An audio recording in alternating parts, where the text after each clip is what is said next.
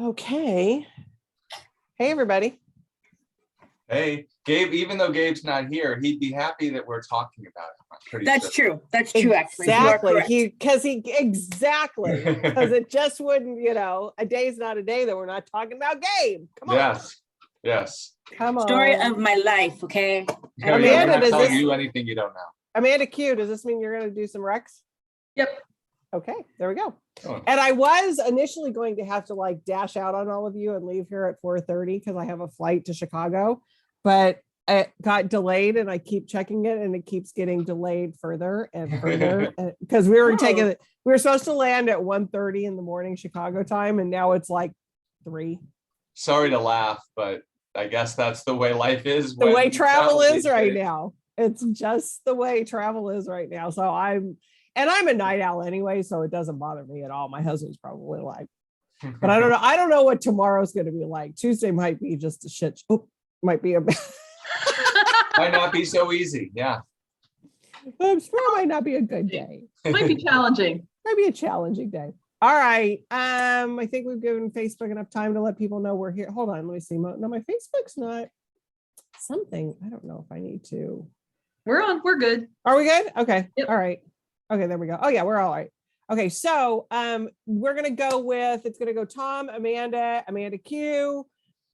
I know I'm reading stuff that's so far in the future, it wouldn't even be nice to talk about it. So I'm probably just maybe I'll tell you about what I'm watching on Netflix. Oh, I can't wait. Or Hulu, or one of those. Then we might have talked about it last week though, actually. Oh, maybe it was a green room talk that we had. Anyways. All right, Tom, take it away. Okay. So my first book out tomorrow is called An Honest Living. Dwyer Murphy, first novel, I'm pretty sure, certainly the first with us, but I think the first novel. And you can kind of get from the cover, it's a crime novel.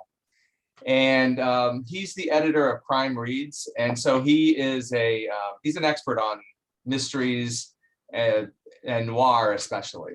So all of that, all of his knowledge of movie noir, book noir, comes to play in his first novel. It's set in New York City in the early 2000s. And that's really, New York in the early 2000s is now a vanished place. Like it doesn't exist anymore. Like the Brooklyn he writes about is a completely different place now. And the main character is a lawyer, kind of adrift. And suddenly he's drawn into the case of a disappearance of a book collector. The book collector's wife wants him to find, her husband. Although we start to wonder if she's really his wife. Who is this woman? And slowly but surely, it's the echoes, especially of Chinatown, come to play. Like you remember Chinatown, that's sort of the same setup. Jake Gittes is pulled into a interesting kind of situation with a marriage. And so even though it's set in New York, Chinatown is just like hanging over this novel. As I say, it's filled with all kinds of literary allusions because it's books play also a role. He was the husband is a book collector. So lots about books. So for anyone who loves all those things, which is me, books, movie noir, book noir, love all that stuff. It's like it's sort of a modern retelling of Chinatown, but set in New York in that time period. Totally fun. Yeah, I really enjoyed it. So An Honest Living by Dwyer Murphy, out tomorrow. Love it. Who's the publisher, Tom? That's Viking. It's Viking. Okay. Yeah. You do good. Yeah. And it's great for this time of year too. It's just like kind of a balmy summer night, reading something like that. Right. And you just sink into the world, this world of the novel that feels kind of real, but also, not real too, just like Chinatown. So it's great. Yeah. Love it. Okay, Beth, thank you for the compliment on the haircut. I was tired of looking like I was trying to go blonde, so I went dark and I chopped it off. The back's a little, I don't know, I got to work to it, but thanks for noticing. And then Amanda, she's talking about the stacks of books. There they are. Your aggressive stack of books back there. It'll kill me someday. I know. Oh my God. I don't think anybody, I should probably, what I should probably do? I should just probably take some pictures. I could screen share them. Just the amount of advanced readers that we get. Oh, sure. Just like, it's great, but then it's like anxiety inducing too. It's just like, oh yeah, I have to read all of this and like I have a week. So anyways. All right. Amanda B, what do you got for us? Alrighty, guys. So my first book here I have is called Proving Ground by Catherine Kleiman.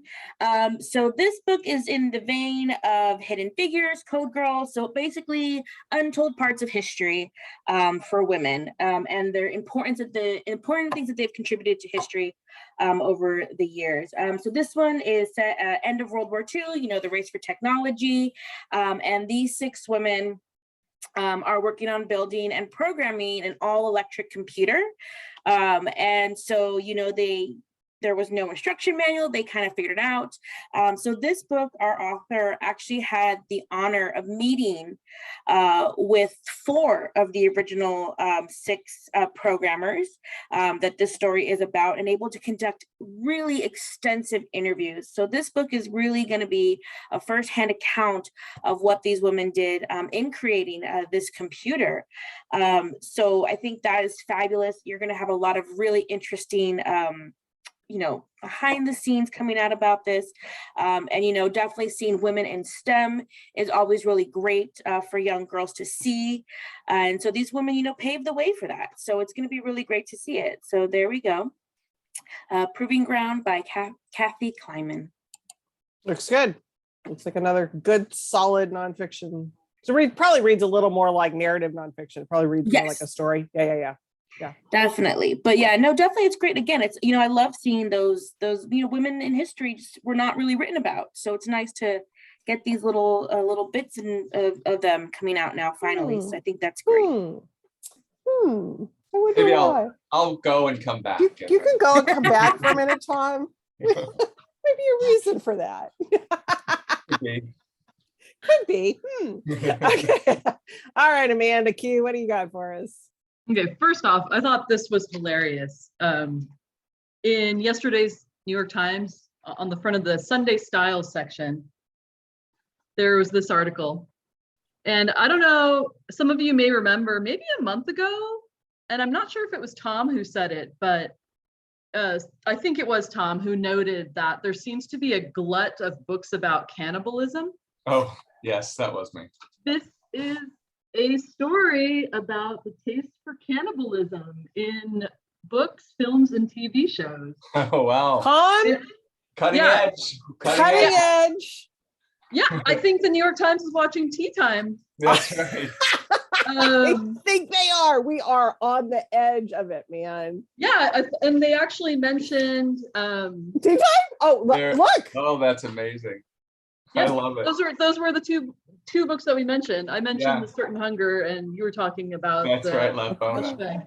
So anyway, I thought that was fun. That's great. I love that. Who knows what the New York Times will be writing about next? Who knows who's Julie's watching? Bangs? I don't know. Could be Julie's Bangs, the new style for 2022.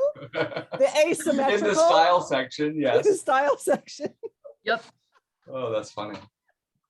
Okay, so my first book is Calling for a Blanket Dance by Oscar Hokia. This is an indie next pick for the month of August, even though it comes out tomorrow. And it's a coming of age novel about a young Native American told by a chorus of voices through the family. And it's being compared to Louise Erdrich and Tommy Orange, but it's for anyone who loves a good family epic, even though it's pretty thin.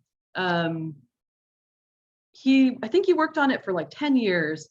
And he's mentioned that it is actually a big influence on him is 100 Years of Solitude. And it's really good. There's a quote from Gabriel Bump, author of Everywhere You Don't Belong.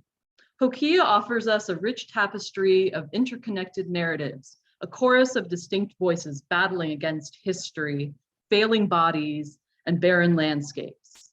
The scale and beauty reminds you of 100 Years of Solitude, set in Oklahoma. Here's a true American epic. And Luis Alberto Uria, author of House of Broken Angels, says, Oscar Hokia is the real deal, a new voice with ancient music. So that's Calling for a Blanket Dance, out tomorrow. Who's the publisher? That's Algonquin. Okay. Sounds really good. It is. Yeah, that sounds really good.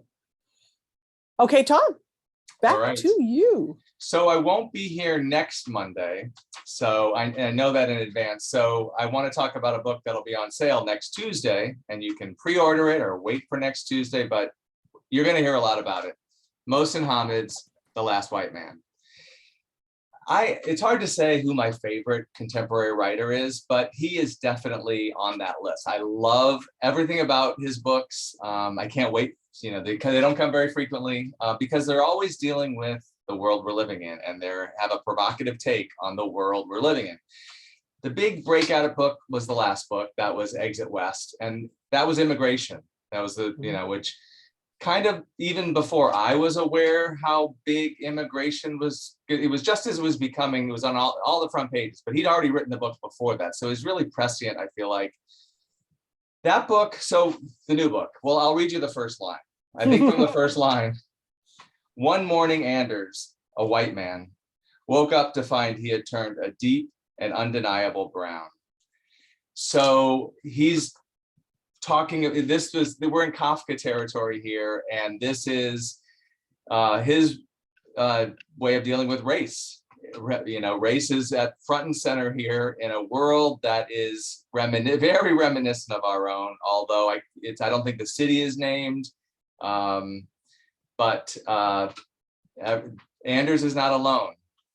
Every white person just about is turning brown.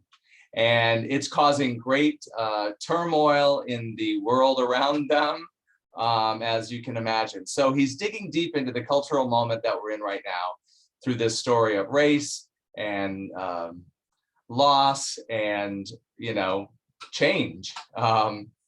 So he's really reflects our world in a way that is really singular, like a singular vision of the world we're living in, I feel like. And the other piece that I love about, there are many things I love about his books. One is their size. They are always this length. And I think that's he's determined to always, because he wants as many people to read his books as possible. So he's not going to give you an excuse because it's, right. And, but he packs so much into these less than 200 pages, as he does in all of his books, that, another writer would take 500 pages to try to deal with it. And actually, honestly, I don't know that I could have, it certainly didn't need one more sentence or one more page. And it was so powerful. I'm not sure I could have taken another one.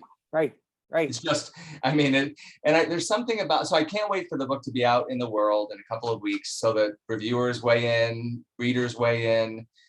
It's, I think, going to be a more difficult book. So there was something about Exit West that you could read it and not kind of feel implicated in in the subject. I feel like you could see it apart from yourself, but this book, I feel like there's no way. You have to interrogate yourself as you're reading the book. So people are going to be talking, there's no doubt. And the other thing about his books that, thank goodness, even though he deals with difficult subjects, they always have a love story, and there is hope. There is always hope, which we all need now more than ever. So Kirk, great early reviews. Kirk has called it a provocative tale that raises questions of racial and social justice at every turn, and that only kind of scratches the surface of the depth of this book. So, Mohsin Hamid's Last White Man, on sale August 2nd. It is so good, but he does it in a way that's, yeah, he goes, he's like, he is doing the point in the face, but you don't feel persecuted by it. You know what I mean? You don't feel, you feel responsible maybe. Mm-hmm. Yeah. In it, in how he's telling you, but you don't feel like, oh, screw him. You don't get that kind of feeling. No, that's not what he's about. Right. No, and it's not what he's about. So, because sometimes people are like, oh, is he going to be preaching to me or whatever? It's like, no, it's just opening up in a big way that conversation. Exactly. And and it's so good. It's good. I mean, I blew through that book pretty much in one sitting. It's not a page turner, but it's compelling.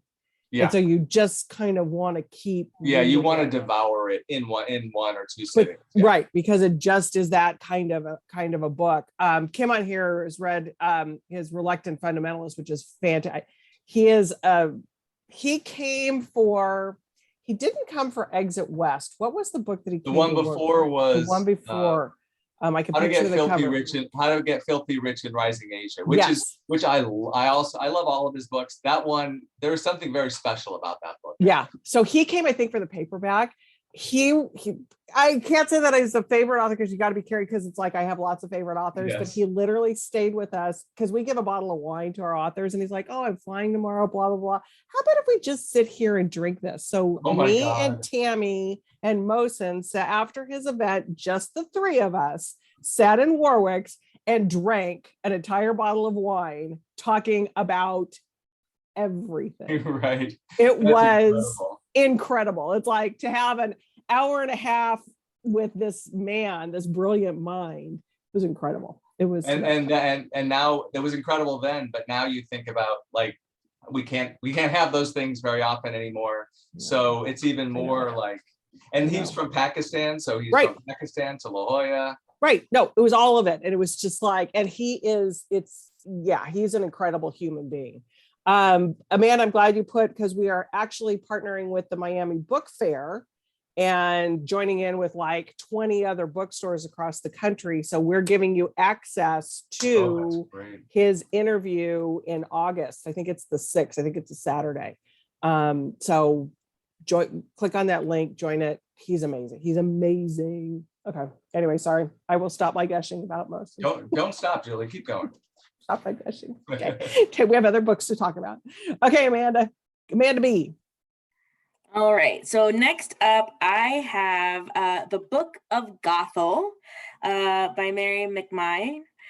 So this is a retelling, of course, of the classic Rapunzel and her tower story.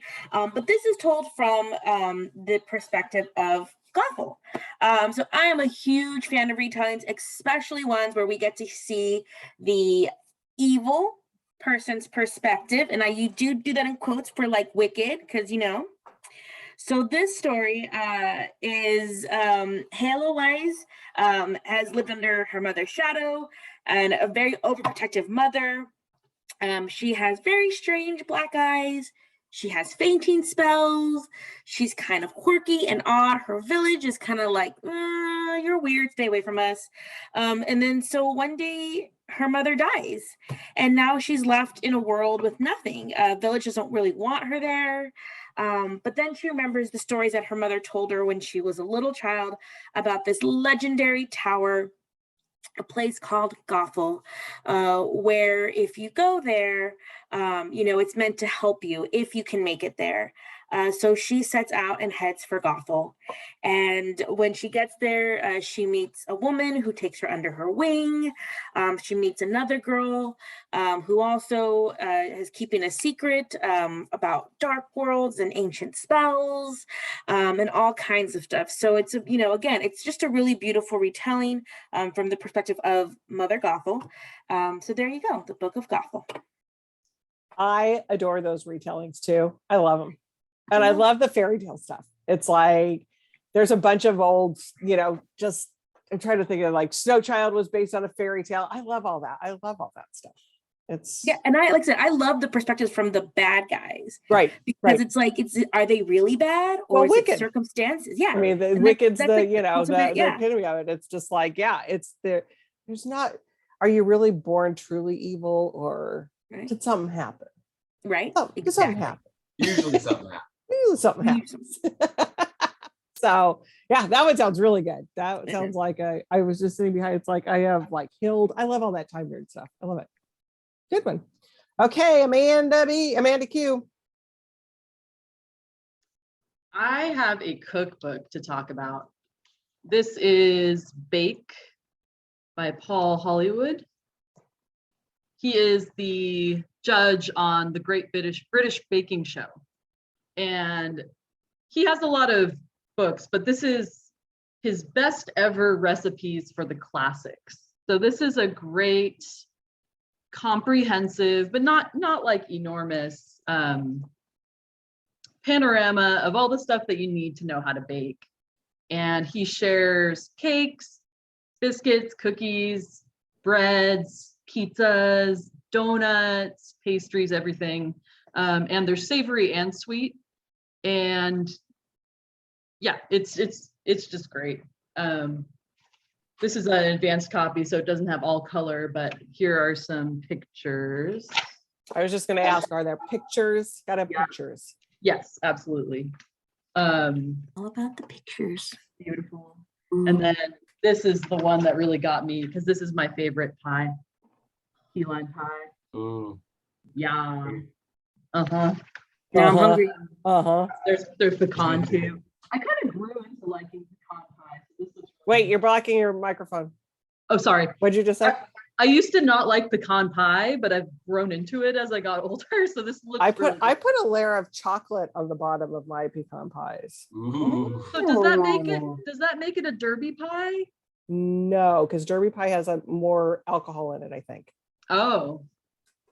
I'll take the one with the booze, please. Yes. Now I'm even more intrigued. I've never heard And of dirty booze? pie. What? Oh, it's so good. Yeah. Yeah.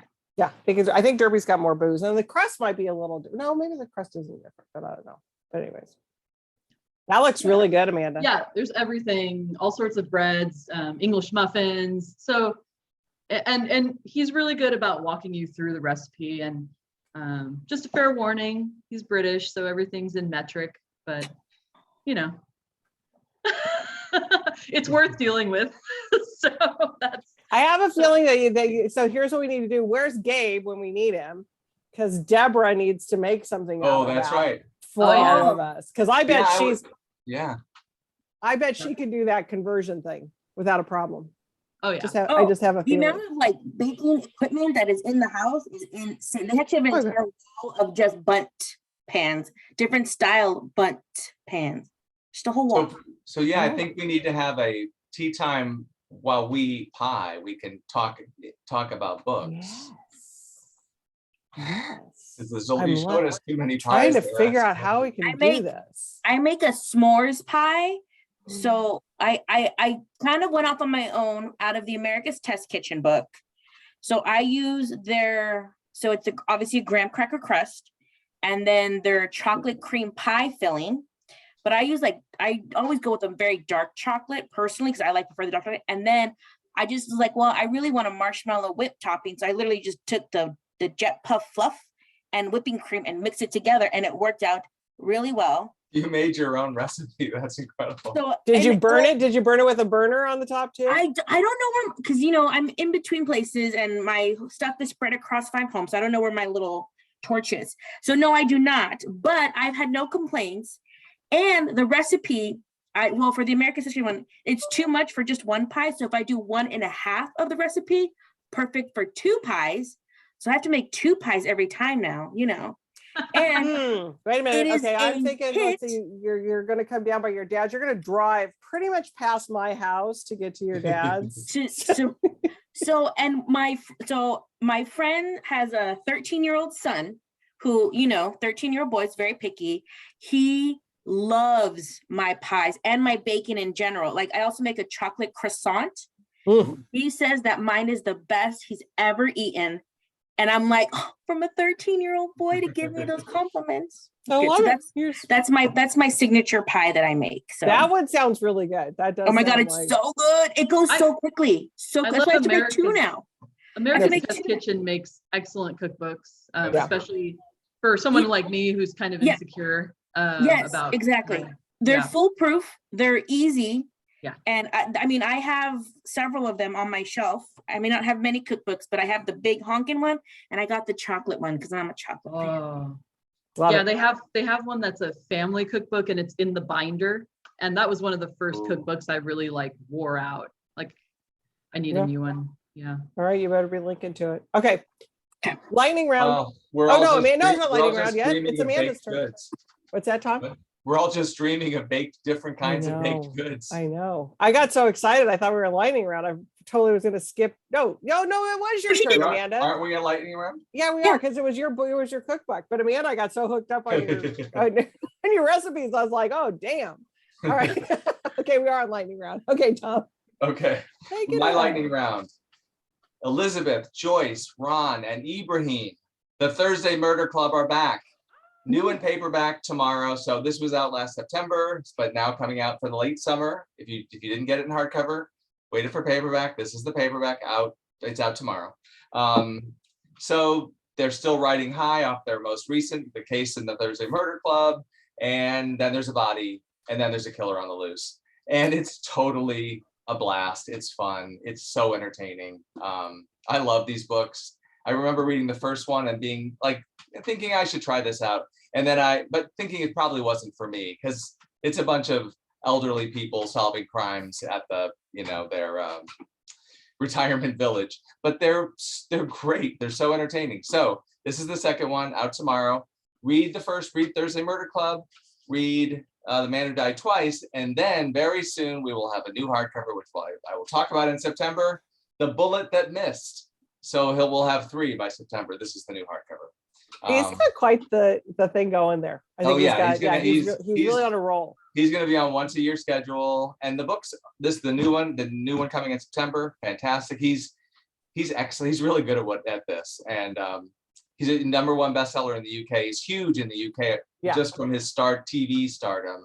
But he's a New York Times bestseller here each time, and the fans, the number of fans is growing by leaps and bounds with each book. Yeah, no, he's definitely got a thing going. Yeah, I was trying to see if there was something that I could talk about, but everything is like so far out there. Bummer. Okay, anyways. Okay, Amanda B, what do you got? All right, so for my lightning round, I have The Elephant Girl from James Patterson and Ellen Bandu Aku. So this is a really beautiful story. It is set in Africa, and we have our young girl here, and she lives with her mother and her great aunt in a little village. And then there's elephants, that live by. They live near a preserve. So, she likes to go and watch the elephants. One day while she is cleaning, or her and her mother are doing laundry by the river, something sets the elephants off, and an elephant kills her mother. And that elephant's young little baby unfortunately gets targeted by the village as they're trying to kill the baby, and she stands in front of the elephant to protect it. So the people from the local elephant preserve come, take the baby elephant, but they also take her with them because she really has nothing left for her in her village. So she sets off and she goes to live on an elephant preserve, a little research center, and she kind of just falls in with them, and she learns to care for the elephants. It's a really beautiful story. Since it is set in Africa, we do get a look at the everyday life of this girl in her remote village, and then, moving into a slightly bigger area with the elephant conservation preserve area. But it's just a really wonderful story, about this young girl and this bond she has with this elephant to kind of, take her out of this really dark place and kind of move on with her life. And it does jump, many years towards the end as she is a young woman and finding her way in the world now. So there you go, The Elephant Girl. Sarita is down here saying that sounds like her kind of book about animals. Is there an age group on that one? Is it a younger? Oh, sorry. It is a middle grade novel, 8 to 12. But, I really enjoyed it myself. Okay. So, definitely can go a little bit older. It was a really beautiful, touching story of this young girl and this elephant that, they kind of joined together because the villagers killed the mother elephant. My apologies, I missed that part. Not the baby. So they kind of, have both lost their mothers and go together. So. Wow. Sounds good. Sounds powerful. Tom, back to you. Everybody's saying that they actually like the second book of Richard's better than the first. So. And I think I did too. Yeah. And I think you won't be disappointed by the third book. It's maybe my favorite of the three. Good. Yeah. Like I said, he's kind of on the roll. So yeah, that's excellent. All right, Amanda, bring it home. I'm following in Amanda's tradition and going to talk about a kid's book for my lightning round book. This is kind of a weird, I like kind of oddly unsettling kids books. And I would say this is sort of in the same vein as Maurice Sendak, especially in the illustration style. This is What Feelings Do When No One's Looking. And it's translated from Polish. And it's a book that gives kids it's kind of an interesting path into being able to talk about emotions, but with very young people. Because how do you really talk about emotions with toddlers? But for example, nostalgia sniffs a scarf, or anxiety juggles.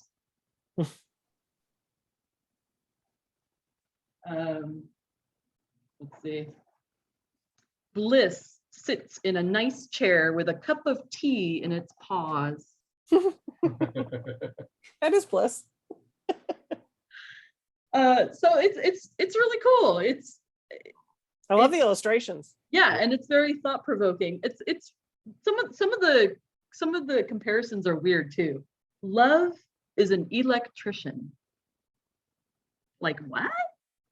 But that, because it's kind of so odd and the illustrations are so compelling, it really does give a chance to have dialogue about feelings for young people. So that's What Feelings Do When No One's Looking. I love it. Yeah. I'll be thinking about that for a while. Love is an Love is an electrician.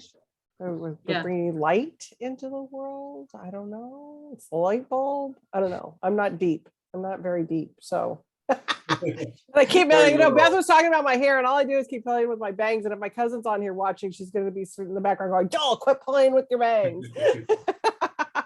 Okay, can't remember if we talked about or if it was in the green room we were talking about. Did you all watch The Bear? Oh, I haven't watched it yet. It's on my list. So my joke's just going to go flat because we're going to start all calling each other "Yes, chef." Yes, chef. Yes, chef. I just Anyways. saw a list recently that included that. We were also talking about, was it Yellow Jackets? Yes. Oh, I somebody watched else- Yellow Jackets. Yeah. Somebody else just brought up Yellow Jackets to me I got to over the weekend, one of my colleagues. So like, dang, okay. And that has on us. And it was like a list of things that you needed to watch if you like something. Okay. And that was, those two were on there. Yeah, The Bear was good. It's pretty intense. My husband stopped watching it. He goes, "I don't need to get this riled up right before," because it's like super intense. It's like, because it's all Yellow about, Jackets also very intense. yeah, because it's all about like the bear is all behind the scenes of a kitchen in Chicago. This high-end chef goes back to his family's restaurant in Chicago. So it's really good. I liked it. Well, Anyway. doesn't Yellow Jackets cannibalism too? If we're talking about cannibalism. Lisa Yeah. suggested, we haven't gotten It's- it. I don't it's think it quite, implied. doesn't I quite heard- go there, but yes. I heard it was implied. Yes, you're right. That's It was- probably, it's that's got to what be I- in that article. You're right. It's You're right. got to That's be what in we were that talking article. about. Oh, because it was the Donner Party. We talked about the Donner Party, and then we were talking about Alive, and they brought Yes. up Yellow Jackets because Yeah. they don't flat. She said that my coworker's like they don't say it, but they allude. Yes, that's right. And definitely Alive. You can't help but think about that. Yeah. Yeah, it's in here. Yeah. They, There you go. We are so on the edge. Come on. We are. Who Oh, knew? also mentioned is the book Cannibalism, A Perfectly Natural History by Bill Shute, who we had an event with. Yes, we last did. year. Yes, we Yeah. did. Cannibalism is having its moment. It is really having its is. moment. it really is. I mean, Yeah, we did have Bill. What does Shute that with tell us. us about our society? I'm not sure. Okay, never All mind. right. it's a little deep for this, Tom. Yeah, I'm still trying to think of love in the light bulb and electrician. Yes, I an don't know. electrician, That's going yes. to be like, I'll never look at electricians the same way again. and the other thing too, is like, I'm trying to think of like when my kids were little and they'd ask me questions that I didn't know the answer to. It's like, oh, go play. It's just like, that would have been one of those go play moments. Like, I don't know what the hell the author's thinking there. Let's close that book for now. We'll come back to it. Let's come back to another one. Just teasing. Anyways, all right, everybody. Happy reading. Another good week of recommendations. And I will not be here next week, nor will Tom. Amanda's on. So everybody have a good week of reading and some good stuff coming out next week too. So cheers, everybody. Bye. Bye.